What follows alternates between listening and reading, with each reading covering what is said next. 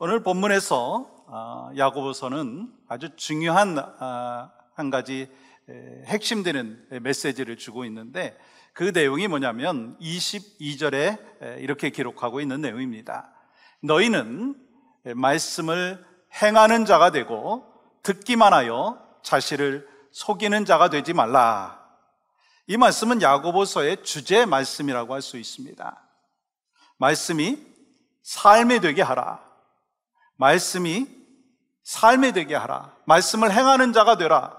듣기만 하여서 자신을 속이지 말라.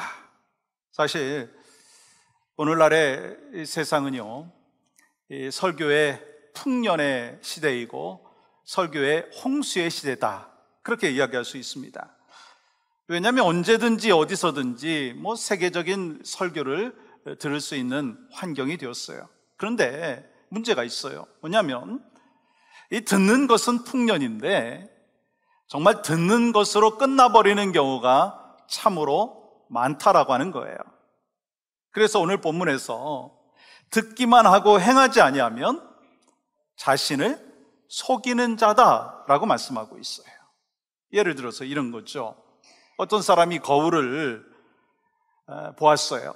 거울을 통해서 자기 얼굴을 봤는데 얼마 되지 않아서 자신의 얼굴을 잊어버렸다는 거예요. 그런데 말씀을 듣는 것도 거울을 보는 것과 똑같다라고 하는 것입니다.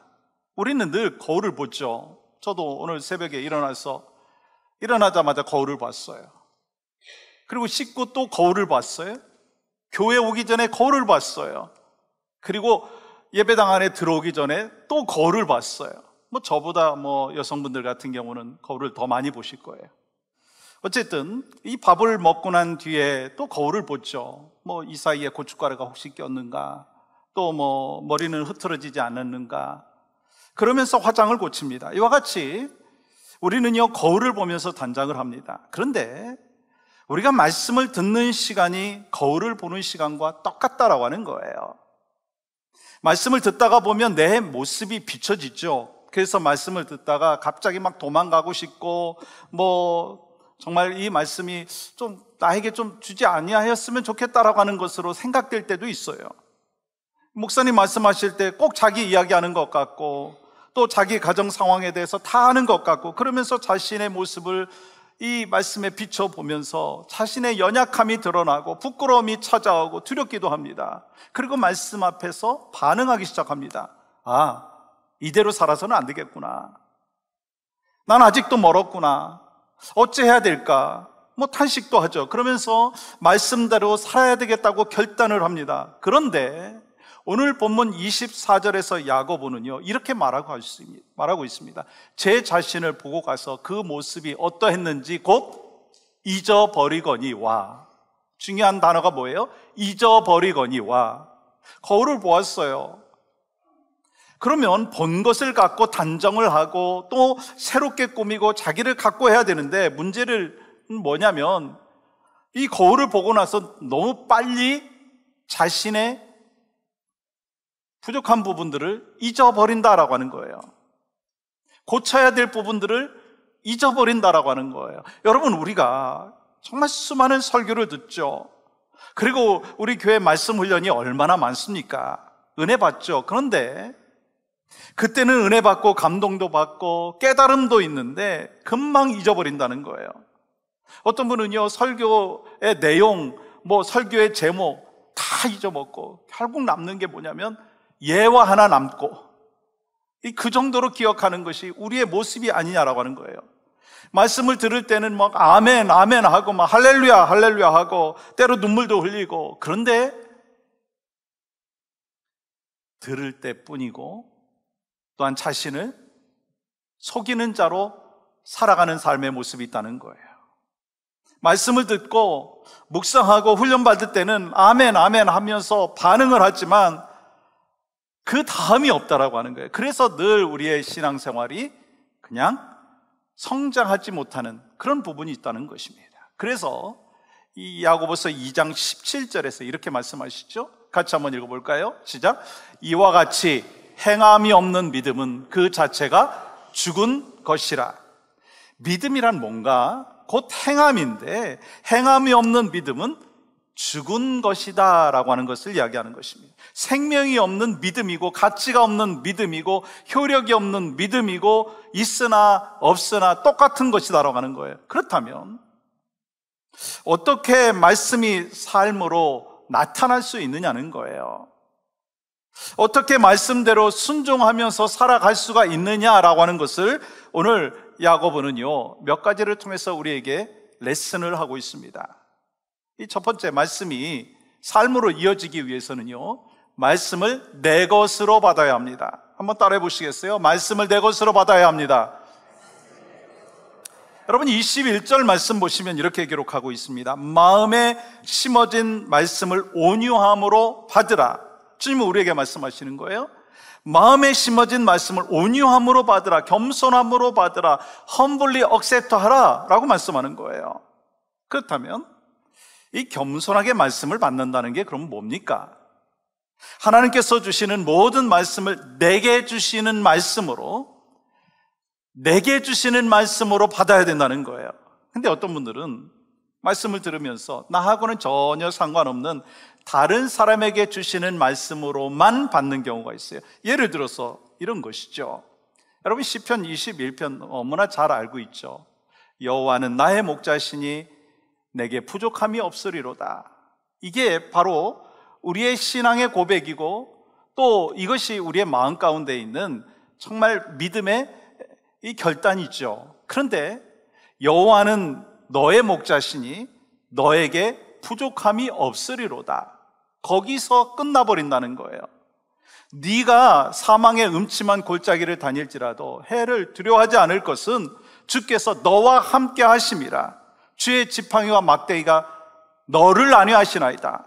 물론 너를 지켜주시고 너를 안위하시는 건 맞죠. 그러나 가장 중요한 게 뭐냐면 이 말씀은 다윗의 고백일 뿐만 아니라 또 A 집사님, B 집사님의 고백일 뿐만 아니라 먼저 나의 고백이 되어야 된다고 하는 거예요. 나에게 말씀하시는데 너에게, 그에게 말씀하는 것으로 그쳐버리면 이것이 하나님이 우리에게 주시는 큰 은혜로 받아들이지 않는다라고 하는 거예요. 내게 주시는 1인칭으로 받지 아니하고 2인칭으로 받고 3인칭으로 받는 것에서 머물러 있다면 아무리 말씀을 들어도요, 말씀이 삶으로 이어지지 못한다라고 하는 거예요. 우리가 이 성경을 읽거나 설교를 들을 때 제3자 입장에서 성경을 읽거나 설교를 들으면 은혜가 훨씬 절감이 됩니다.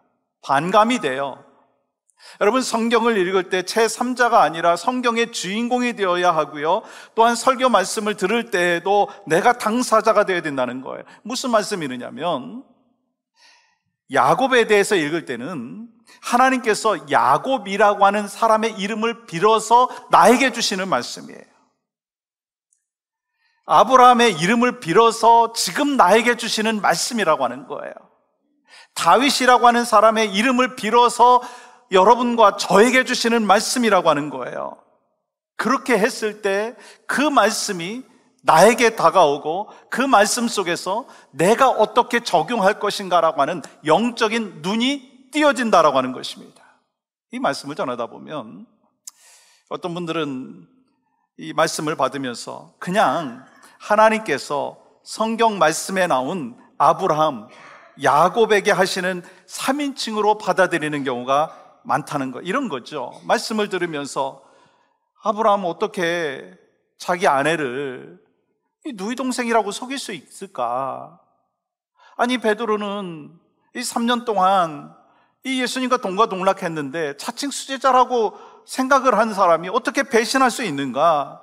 그냥 이 성경의 스토리로 받아들이는 것입니다.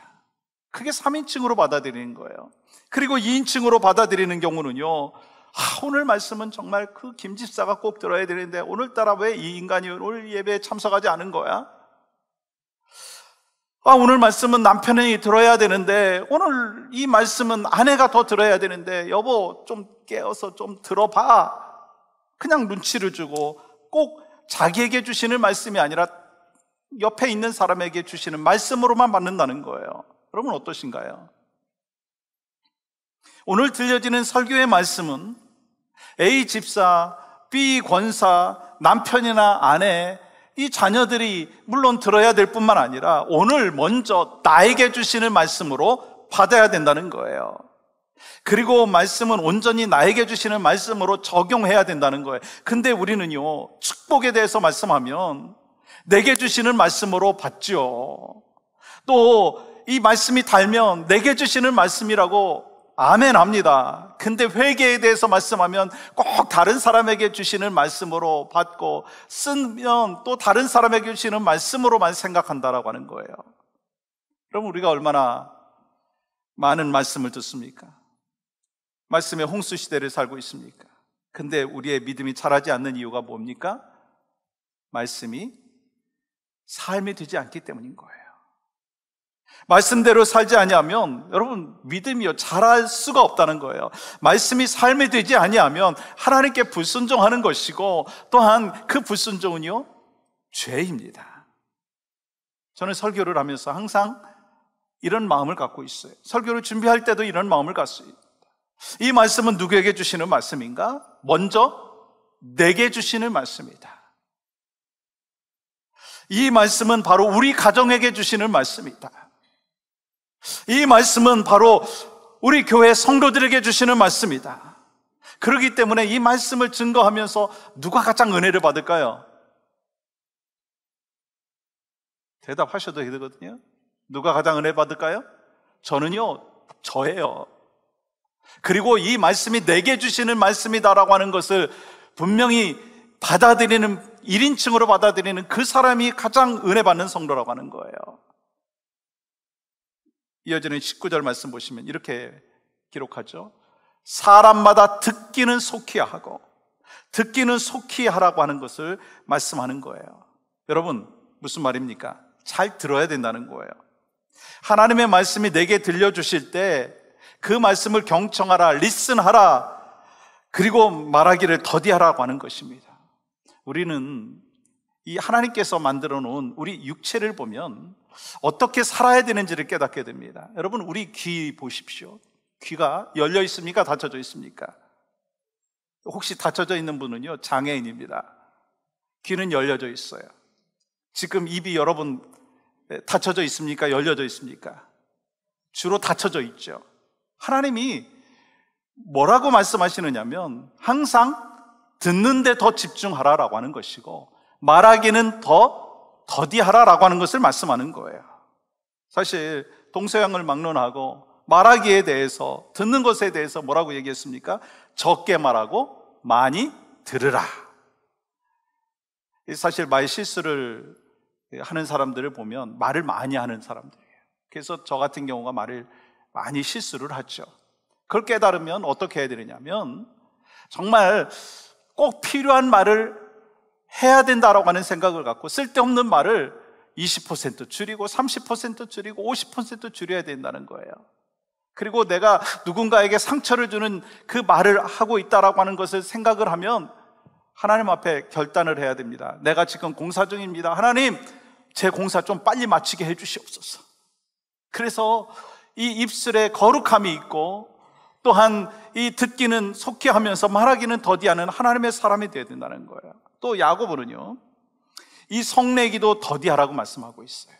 여러분, 신앙생활 하다 보면 우리 교회는 요즘에 그런 분들이 없어요. 막 분을 내요. 성을 냅니다. 근데 야고보는 뭐라고 얘기했어요? 우리에게 성내고 분내는 것을 더디하라라고 하는 거예요. 그리고 분내고 성내는 것을 더디해야 되는 이유까지도 말씀해 주셨어요. 우리가 막 열나가지고 막 화나가지고 분을 나고 막 불평을 하는데 그렇게 하지 말아야 되는, 더디해야 되는 이유를 말씀하고 있는데, 여러분 20절 말씀 보십시오. 이렇게 기록하고 있어요. 한번 같이 읽어보겠습니다. 시작. 사람이 성내는 것이 하나님의 의를 이루지 못함이라. 이 성내는 것은요, 분노의 감정이에요.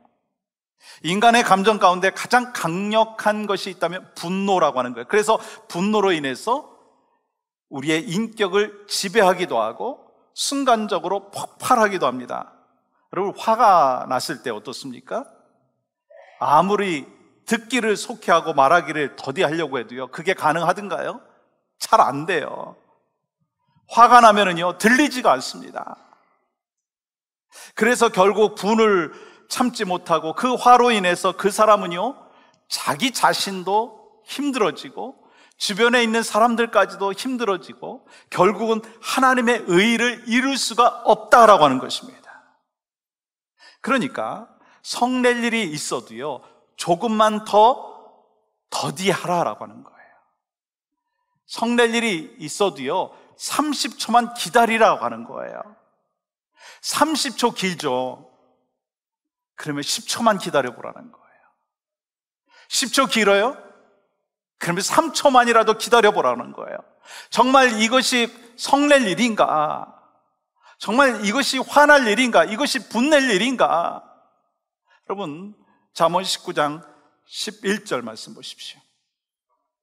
노하기를 더디하는 것이 사람의 슬기요, 허물을 용서하는 것이 자기의 영광이니라. 분내는 것을 더디해야 된다는 거예요. 왜요? 예수님께서 나의 죄와 허물을 십자가에서 용서해 주셨듯이 우리도 허물을 용서하는 것이 지혜이고 하나님께 영광이 되기 때문인 것입니다. 그래서 21절 이렇게 말씀하시죠. 모든 더러운 것과 넘치는 악을 내버리고, 여기서 더럽다라고 하는 헬라의 원어의 의미는 뭐냐면요, 귓밥이라고 하는 거예요. 더러운 귓밥이 가득 차 있다면 여러분 어떻게 되겠어요? 들을 수가 없어요. 그렇기 때문에 그것을 빼내고 말씀을 너의 것으로 받으라 라고 하는 거예요. 종종 이 성도님들 가운데 제가 설교를 마치고 나면 이런 말씀을 하시는 분이 계세요. 이 목사님께서 제 마음에 들어왔다 하신 것 같아요. 오늘 말씀은 꼭 내게 주시는 말씀이었습니다. 아니, 내 형편에 대해서 그 누구에게도 말씀드리지 않았는데 어떻게 목사님께서 내 상황을 다 아셨습니까? 여러분, 이렇게 말씀하시는 것이 복인가요? 아닌가요? 제가 항상 이렇게 질문을 어렵게 하는 것 같아요. 너무 어렵잖아요? 그렇죠? 여러분, 지금 이 설교 말씀이 내게 주시는 말씀이다 라고 받은 사람이 복인가요? 아닌가요? 복이에요. 그러면 어떻게 이렇게 내게 주신 말씀으로 받을 수 있는가? 하나님께서 여러분의 마음밭을 옥토의 밭으로 바꾸어 놓으셨기 때문인 거예요. 성령님께서 여러분에게 마음에 그 오픈된 마음으로 말씀을 받을 수 있도록 인도해 주셨다라고 하는 거예요. 그게 복이라고 하는 거예요. 그러므로 오늘 이 말씀은 내게 주시는 말씀이구나, 오늘 나에게 직접 말씀하시는 것이구나, 그렇게 깨달을 때, 그 말씀을 받을 때, 1인칭으로 받을 때 이 말씀이 그냥 말씀으로 끝나는 것이 아니라 말씀이 내 삶에 적용이 되고 삶 가운데 나의 삶을 변화시켜 주시고 나의 삶뿐만 아니라 주변에 있는 사람들에게 또 변화를 가져다 주는 거예요. 이를 통해서 하나님의 영광이 나타나는 것입니다. 소망하는 것이 있습니다. 여러분과 제가 말씀을 읽을 때, 말씀을 훈련할 때, 또한 말씀을 들을 때마다 이 말씀은 내게 주시는 말씀이다, 아멘으로 받으시기를 주님의 이름으로 간절히 축복합니다. 두 번째는요, 말씀이 삶으로 이어지기 위해서는요, 말씀을 내 삶에 실천해야 한다는 거예요. 하나님의 말씀을 듣고 또 하나님의 말씀을 공부하는 거 정말 귀한 일입니다. 말씀을 가르치는 거 또 정말 귀한 일입니다. 특별히 선포된 말씀을 나에게 주시는 말씀으로 받는 거 또 정말 귀한 일입니다. 그런데요, 설교를 듣고 공부를 하는 것으로 사람이 변화되든가요?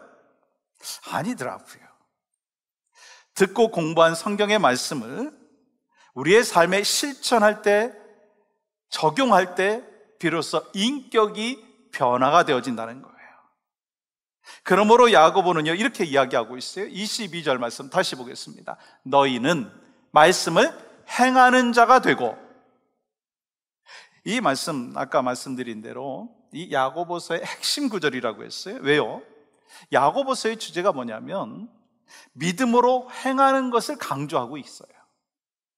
그리고 야고보는요, 행함의 그 믿음을 말하면서 두 가지의 모습을 이야기하고 있습니다. 첫 번째는 뭐냐면 말씀을 듣기만 하는 자예요. 두 번째는요, 듣고 행하는 자입니다. 여러분, 왜 이렇게 두 가지를 대조하고 있는가? 그 이유는요, 교회 안에는 말씀을 듣는 것으로 끝내는 사람들이 있다고 하는 거예요.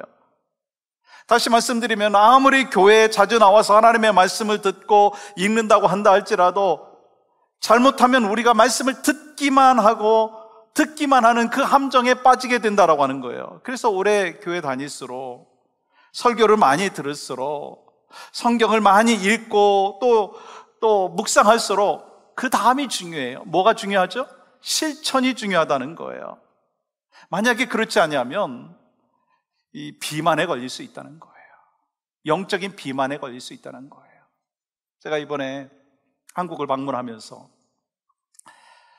부모님도 뵙고 가족들도 이렇게 만나면서 고궁을 갔어요. 고궁, 창경궁, 창덕궁 갔는데 때마침 요즘에는 이게 안내를 해주시는 분들이 계시더라고요. 그 히스토리, 그 경복궁에 대해서 창덕궁에 대해서 그 해설을 해주시는, 안내하시는 분들이 때마침 있어서 안내를 받는데 이런 이야기를 하더라고요. 왕들이 이동을 할 때는 항상 가마를 타고 다녔다는 거예요. 건물이 바로 이쪽에서 불과 얼마 떨어지지 않은 그 사이인데도 불구하고 이동을 할 때요, 가마를 타고 다녔다는 거예요. 그리고 계단도 그렇게 높지도 않은데 그 계단을 오를 때 해도 걸어서 오르지 아니하고 가마 타고 올랐다는 거예요. 그러니까 어떤 일이 벌어지겠습니까? 심각한 운동 부족으로 인해 가지고 이 조선 왕들의 이 평균 그 수명이 이 40을 조금 넘었다는 거예요. 그들이 온갖 산의 진미를 다 먹었겠죠? 영양은 얼마나 많이 섭취했겠습니까? 근데 먹는 만큼 움직이지 아니하니까 비만에 걸리고 성인병에 걸리고 과다한 업무와 스트레스로 인해서 오래 살지 못했다고 하는 거예요. 여러분, 무슨 이야기인가? 이 교회에서도 선포된 말씀과 텔레비전을 통해서, 인터넷을 통해서 이 말씀을 많이 들었는데 들은 대로 행하지 아니하면 어떤 병에 걸리느냐면 영적 비만에 걸리게 된다라고 하는 거예요. 점점 병든 그 신앙생활을 하게 되면서 이 말씀에 선한 영향력을 끼치지 못한다는 거예요. 그래서 영적으로 건강하기 위해서는요, 필요한 것이 있어요. 말씀을 실천해야 된다는 거예요. 그리고 여러분, 말씀을 많이 들었는데 변화되지 않는 이유가 뭐라고 성경은 말씀하느냐면 22절 보십시오. 듣기만 하여. 저를 한번 따라해 보시겠어요? 듣기만 하여. 말씀을 듣기만 했다는 거예요. 무슨 말씀입니까? 말씀을 들었지만 말씀대로 행하지 않았다는 거예요. 그들은 설교 시간에 은혜를 받고 때로는 눈물도 흘렸습니다. 말씀을 묵상할 때, 성경 공부할 때 은혜를 많이 받았습니다. 그 받은 은혜에 대하여서 때로는 간증도 나눴어요. 그런데 그것으로 만족해버린다는 거예요. 행함이 없이 살아간다는 거예요. 그게 뭐냐면 자신을 속이는 것이다 말씀하는 거예요. 여러분 한번 잘 생각해 보세요. 여러분 신앙생활 오래 하셨죠? 우리 교회 신앙생활 오래 하신 분들이 참 많이 계세요. 그러면 신앙생활을 오래 했다면 나의 변화된 삶의 모습이 얼마나 되었는가? 물론 여러분만이 아니라 저에게도 지금 주시는 말씀이에요. 더 나은 남편이 되었나? 더 나은 아내가 되었나? 더 나은 아버지, 엄마가 되었는가? 아니 교회에서 더 나은 성도가 되었는가? 더 많이 봉사하고 더 많이 헌신하고 있는가? 아니면 행동의 변화도 없이 신앙의 성장도 없이 지금 머물러 있는 것은 아닌가? 그냥 예배 드리고 그냥 훈련 받고 그것으로 만족하고 그것으로 나는 신앙생활 다 했다고 혹시 착각하고 있지 아니한가라고 하는 것입니다. 오래전에 제가 신방 갖다 들었던 간증이 있어요. 그 집의 아버지는 군인 출신이어가지고 늘 이 자녀들에게 또 아내에게 이거 해라 저거 해라 물 떠와라, 신문 가져와라, 맨날 명령만 하시던 분이었답니다. 그래서 아이들이 아버지가 이제 집에 들어오면 각자 방으로 그냥 슬금슬금 해가지고 들어가 버리는 거예요. 근데 아버지가 수련회 다녀왔어요. 은혜를 받았어요. 진정으로 회개를 하시고 이 변화가 되셨어요. 이 집에 돌아와갖고 이 아이들에게 그동안 아빠가 잘못했다, 미안하다, 용서해달라, 사과한다, 막 그 말을 하니까 이 아이들이요, 적응이 안 되는 거예요. 꼭 다른 아빠가 우리 집에 와 있는 것 같다고 얘기하고, 아내에게는 평생 동안 한두 번 했을까 말까 사랑한다는 말을 수시로 해버리는 거예요. 그러니까 목사님, 딴 사람과 사는 것 같아요. 제가 적응이 되지 않아요. 여러분, 이게 지금 나쁜 이야기인가요? 좋은 이야기인가요? 좋은 이야기예요. 우리가 말씀의 훈련을 하고 또 말씀의 훈련을 받고 설교를 하고 설교를 듣고 말씀을 묵상하다가 우리의 삶이 변화되지 아니하면 자기를 속이는 자가 되는 것이고, 결국 하나님의 의의를 드러내지 못하는 것이 되는 것이고, 이를 통해서 하나님 앞에 영광이 되지 못한다라고 하는 것을 말씀하는 것입니다. 여러분과 제가 변해야 돼요. 어떻게 변해야 되겠어요? 예수님처럼 변해야 되는 거예요. 그러한 삶이 저에게 있기를 원하고 여러분에게 있으시기를 간절히 축복합니다. 여러분, 23절 말씀 보시면, 누구든지 말씀을 듣고 행하지 아니하면 그는 거울로 자기의 생긴 얼굴을 보는 사람과 같아서, 이 말씀은 당시에 희미한 거울을 보고 자기가 어떻게 생긴 것을 보고 돌아갔다가 잊어버리고 다시 거울 보고 또 다시 잊어버리고 다시 와서 거울 보는 걸 얘기하는 거예요. 여러분, 사실 거울을 보고 자기 얼굴에 더러운 것을 묻었다면 어떻게 해야 되겠어요? 씻어내야 되는 거 아니겠어요? 근데 전혀 씻는 실천이 없기 때문에 본래의 모습 그대로라고 하는 거예요. 마찬가지예요. 말씀을 듣기만 하고 행하지 아니하면 금방 말씀을 잊어버리는 거예요. 결국 말씀이 삶이 되지 못하고 자신을 속이는 것이다. 여러분, 믿음 생활이 뭡니까? 하나님의 말씀을 듣고 말씀대로 실천하는 거예요. 그렇지 않으면 녹슬어 버리는 거예요. 아니, 우리가 신앙생활을 아무리 오래 했어도요, 신앙의 성장이 없어요. 성숙이 없어요. 후퇴하는 것입니다. 여러분, 자전거 원리 아시죠? 자전거는 어떻게 탑니까? 페달을 밟고 계속 힘을 줘야 됩니다. 그때 자전거가 앞으로 나갈 수가 있어요. 페달을 밟지 아니하면 그냥 자전거는 넘어지게 되어 있습니다. 우리도 마찬가지예요. 하나님의 말씀을 열심히 페달을 밟고 또 실천의 페달을 밟고 나아갔을 때 우리는 신앙의 성숙을 이룰 수 있고, 또 이것이 바로 나의 삶의 변화로 이어질 수 있고, 또 주변에 있는 사람들에게 변화를 시킬 수 있고, 또 이것이 바로 하나님의 의의를 드러내는 것입니다. 소망하는 마음, 여러분과 저에게 정말로 하나님께서 나에게 주신 이 말씀을 1인칭으로 받고 내게 주시는 말씀을 받고 또 이 말씀을 실천함으로 인하여 참된 하나님의 백성의 삶이 바로 여러분과 저의 삶이 되기를 주님의 이름으로 간절히 축복합니다. 그래서 누가복음 11장 28절에서 주님은 이렇게 말씀하셨습니다. 같이 한번 읽겠습니다. 시작. 예수께서 이르시되 오히려 하나님의 말씀을 듣고 지키는 자가 복이 있느니라 하시니라. 하나님의 말씀을 듣고 지키는 자가 복이 있다.